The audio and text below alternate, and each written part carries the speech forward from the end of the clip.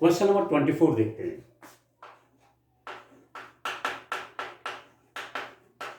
Question number 24 क्या है? एक व्यक्ति समीकरणों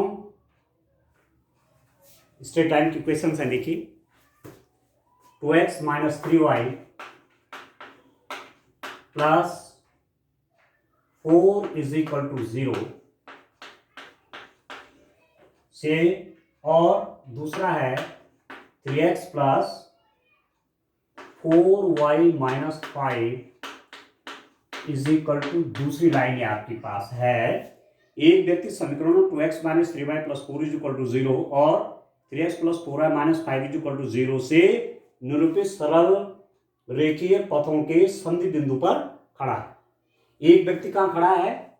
इस लाइन और इस लाइन के इंटरसेक्शन पर खड़ा है, जहां पर दोनों रेखाएं कटती हैं, ठीक है। और समीकरण 6x माइनस 7y प्लस 8 से निरूपित पथ पर न्यूनतम समय में पहुंचना चाहता है।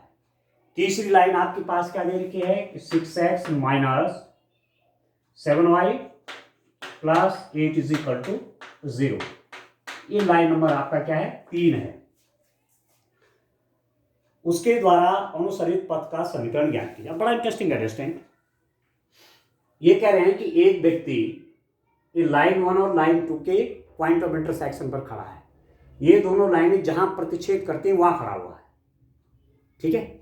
वहां से, उस प्रतिच्छेद वाले बिंदु से वह इस लाइन पर आना चाहता है और न्यूनतम समय में पहुंचना चाहता है, कम से कम समय में। तो आप समझते होंगे, आप इस बात को जानते हैं कि न्यूनतम टाइम कहां लगेगा? परपेंडिकुलर डिस्टेंस में, ठीक है। माने पॉइंट है, अरे कोई लाइन है, तो इस लाइन से यहां आने में सबसे न्यूनतम समय कब लगेगा? जब आप परपेंडिकुलर आ रहे हैं। ये देखो, ये डिस्टेंसेस देखिए ज़्यादा होती जा रही है, सबसे न्यूनतम टाइम यहाँ लगेगा तो जब परपेंडिकुलर डिस्टेंस चली जाए, ठीक होगी। तो सीधी सीधी बात है कि इस पॉइंट से इन दोनों लाइन के पॉइंट ऑफ इंटरसेक्शन से क्या करना है? इसकी परपेंडिकुलर डिस्टेंस पर वो आदमी चलता है इस लाइन के लिए। माना यहां है तो यहां से यहां आना चाहता है, तो जिस पथ पर वो जाएगा, कहने का मतलब हुआ कि इस लाइन के परपेंडिकुलर चलेगा ना, इस लाइन के परपेंडिकुलर चलेगा, तो इसका इक्वेशन चाहिए, ठीक होगी। तो सीधी सीधी बात ये होगी कि इस लाइन का इक्वेशन चाहिए जो किस पर क्या है? परपेंडिकुलर है, जिस पर वो आदमी चल रहा है। अब क्या है? लाइन का इक्वेशन निकालने के लिए एक पॉइंट मेरे पास है। पॉइंट कहां से मिलेगा? इसका इंटरसेक्शन करके मुझे पॉइंट मिलेगा। तो पॉइंट मिला हुआ है, और दूसरा मुझे क्या चाहिए? दूसरा मुझे स्लोप चाहिए। तो स्लोप मुझे यहां से मिलेगी उस लाइन का, इस लाइन का स्लोप और इस लाइन का स्लोप का मल्टीप्लिकेशन -1 होगा, तो क्योंकि दोनों परपेंडिकुलर है ना, परपेंडिकुलर लाइन का स्लोप का मल्टीप्लिकेशन -1 होता है।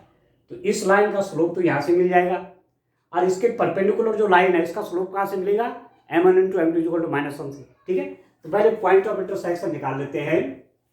पॉइंट ऑफ इंटरसेक्शन,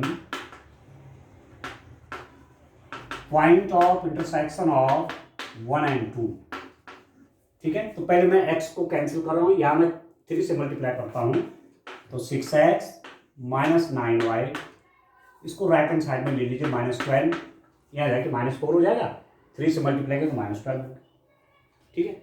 इसमें मैं 4 से मल्टीप्लाई, इसमें मैं 2 से मल्टीप्लाई करता हूँ, 6x plus 8y is equal to 10, इसको राइट हैंड साइड में ले करके अब आप क्या करिए? सब्ट्रैक्शन करिए, कट गया, -17y minus 22, this implies that y is equal to 22/70।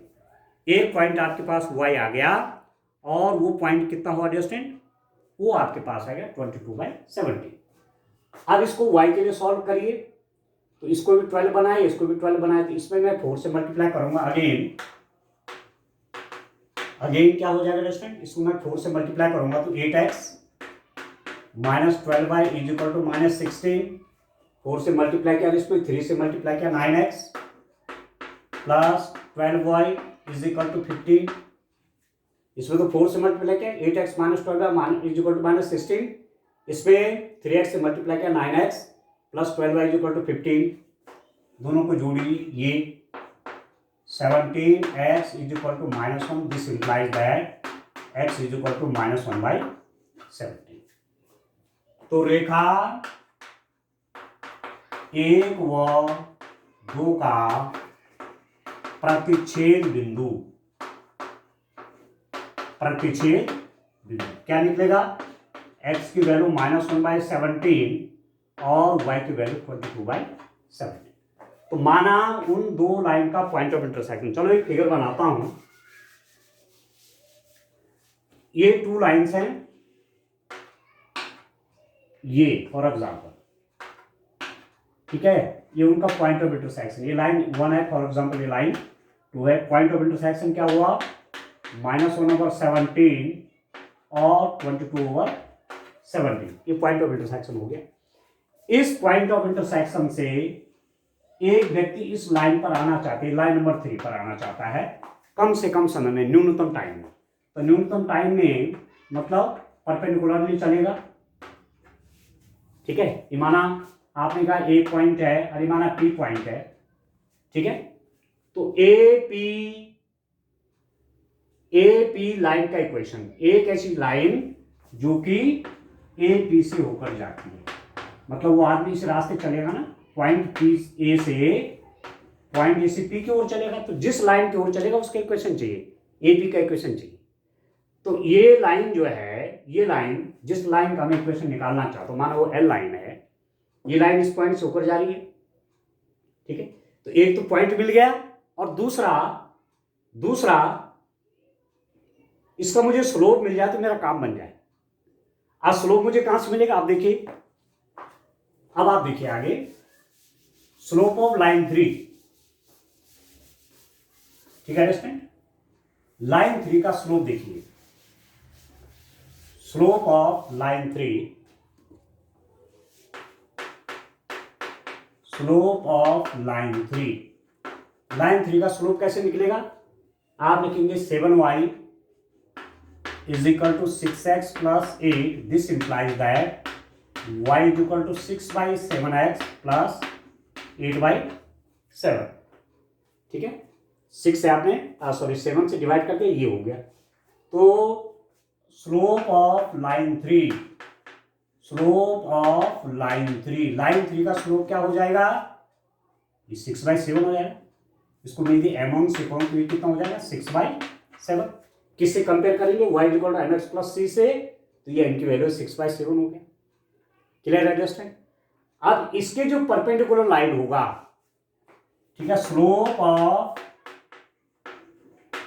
Of line which is perpendicular to line 3, उस लाइन का स्लोप जो कि इस 3 के परपेंडिकुलर है। फॉर एग्जांपल देखिए, ये तो m1 क्या है? इस लाइन का स्लोप है। अब इसके परपेंडिकुलर लाइन का स्लोप क्या हो जाएगा? मैं कह रहा हूं m2, ये हो जाएगा -7/6, क्योंकि इसका मल्टीप्लाई -1 आना चाहिए। दो परपेंडिकुलर लाइन है, यदि उसमें उनमें से एक का स्लोप 6/7 है तो दूसरे का क्या हो जाएगा? -7/6, क्योंकि इसका मल्टीप्लाई क्या है? -1 आएगा, ठीक। अब बड़ी बात ये हो गई, ये लाइन एक तो इस पॉइंट से ऊपर जाती है, इसका स्लोप आपके पास m2 कितना है? -7/6। तो आप देखिए, equation of A line passes through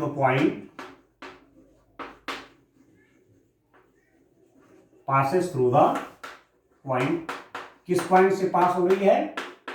-1/17, 22/17 with slope, और स्लोप क्या है?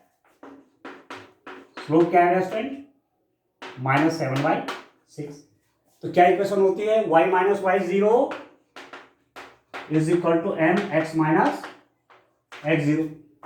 तो आप देखिए, y - y0, ये y0 है, 22/17 इज इक्वल टू m मतलब -7/6, x - x0 मीन्स x -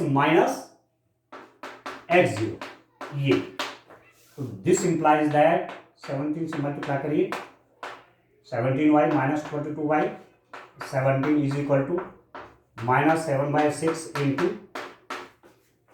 इसकी मल्टीप्लाई यहाँ कर लीजिए 17x माइनस माइनस का प्लस बाय 17, 17 से 17 को कैंसिल कर लीजिए, ठीक है। तो क्या आपको मिलेगा स्टूडेंट, आप देखिए लाइन का इक्वेशन मिल जाएगा आपको जिस पर वो आदमी चल रहा है। 17 से 17 काट लीजिए, this implies that 17y minus 22 is equal to minus 7/6 into 17x plus 1, इसकी मल्टीप्लाई तो यहां कर लीजिए और -7 के अंदर कर लीजिए, दिस इंप्लाइज दैट 102y, ठीक है, 132 is equal to minus 119x minus 7, ठीक है। सबको इसको तो राइट हैंड साइड में लीजिए, इसको लेफ्ट में ले आइए तो कितना हो जाएगा, this implies that 119x plus 102y is equal to, plus जाके 132 हो गया और उसमें से 7 जाएगा तो 125।